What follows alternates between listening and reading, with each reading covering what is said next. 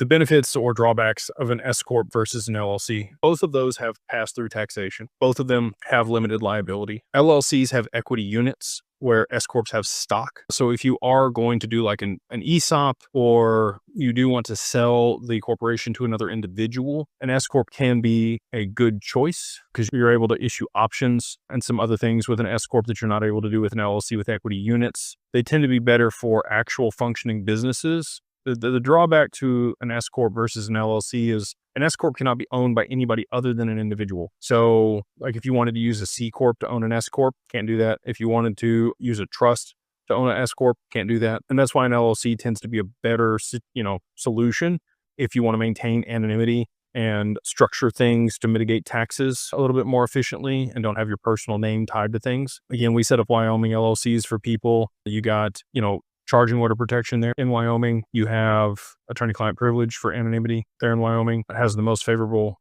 regulation around digital assets, the most progressive of any state when it comes to crypto. No state taxes there in Wyoming. Anyway, so that's a lot of the reasons you don't want to use an S-Corp. The other reason if you don't want to use an S-Corp versus an LLC is if you do get sued by a creditor and somebody comes after you, and if you're holding assets inside of an S-Corp, they can take control of the stock or the shares in the company, liquidate those assets, pay themselves back, and then give you the worthless shares. Not ideal. In an LLC, the equity units prevent that from happening. So again, most of the time when you're holding assets, you want to use an LLC here in the US. When you're managing something, that you could use an S-Corp if you don't want to use like a living trust or have something else on the cap table, and you're okay with holding it in your personal name and having your personal name associated with it on public documents. They're all tools, right? You just need to understand how the tools work together and what they're used for and the drawbacks or benefits to using them in different applications.